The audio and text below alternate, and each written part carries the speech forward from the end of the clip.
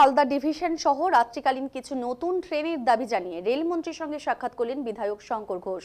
দিল্লিতে ১০ম অর্থবর্ষের ওপর এক আলোচনায় যোগ দিতে শিলিগুড়ির বিধায়ক শঙ্কর ঘোষ দিল্লি গিয়েছিলেন।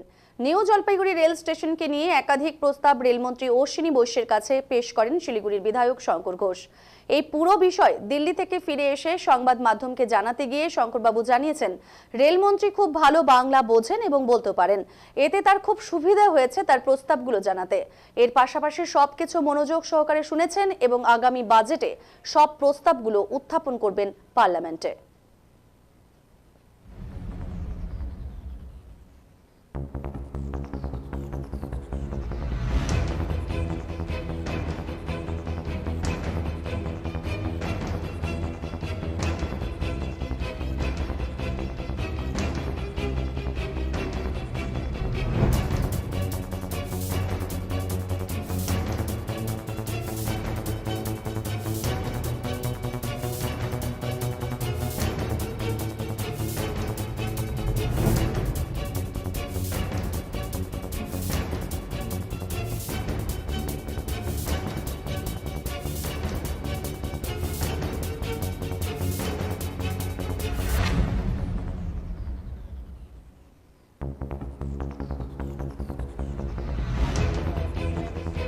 একটি সেমিনার দিল্লিতে অনুষ্ঠিত হচ্ছিল স্টেট ফাইন্যান্সের উপরে। তো সেই সেমিনারে যাওয়ার প্রেক্ষিতে আমি মাননীয় রেলমন্ত্রীর দপ্তরে আবেদন করি, ওনার সাথে সাক্ষাৎকার।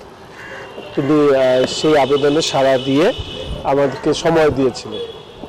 আমি সেখানে গিয়ে রেল সংক্রান্ত উত্তরবঙ্গের দাবি দেওয়াগুলো পৌঁছে দিই। তার মধ্যে একটি দাবি, যেহেতু আমাদের রাত্রের দিকে মালদা, কুচবিহার, আলিপুরদুয়ার, জলপাইগুড়ি, এদিকে উত্তর দিনাজপুরের বড় অংশ, দার্জিলিং, শিলিগুড়ি, ট্রেন যোগাযোগ কলকাতার সাথে নেই, ফলে একটা রাত্রিকালীন ট্রেন। এবং সবথেকে বড় কথা, প্রচুর বাসের ভাড়া বেড়েছে এবং এয়ারপোর্টে প্লেন কতজন আর চড়বে, এবং সন্ধ্যার পরে কোনো প্লেনও ওড়ে না, ফলে একটা ট্রেন চেয়েছে।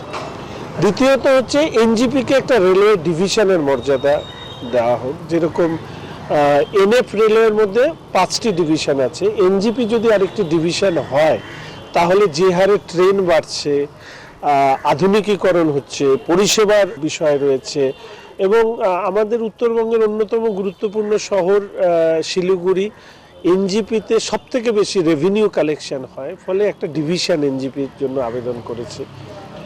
তৃতীয়ত হচ্ছে একটি পার্টনার জন্য, আমি বিহারের অনেক মানুষ এখান থেকে যায়, সেটার আবেদন করেছি। সাউথ ইন্ডিয়ায় প্রচুর ট্রিটমেন্ট করতে যায়, আমি চেয়েছি যে কুচবিহার বা আলিপুরদুয়ার থেকে শুরু করে একটা ট্রেন কলকাতা হয়ে সাউথ ইন্ডিয়া যাক, চেন্নাই, ব্যাঙ্গালোর, হায়দ্রাবাদ, সমস্ত জায়গায় তার একটা ট্রেনের করেছি।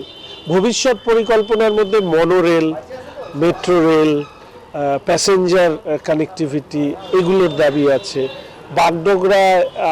বাগরাকোটে আমাদের একটা ফুটওভার ব্রিজের কথা আমরা বলেছি। মানে এরকম নানান দাবি ওনার কাছে করেছি, এবং আমি আশা রাখি যে এর মধ্যে বেশ কিছু দাবি খুব দ্রুতই এটা মিট আপ হবে। এবং তার পাশাপাশি আমাদের শিলিগুড়ির টাউন স্টেশনটাকে হেরিটেজের মর্যাদা দেওয়া, এটা প্রত্যেক মানুষ চান।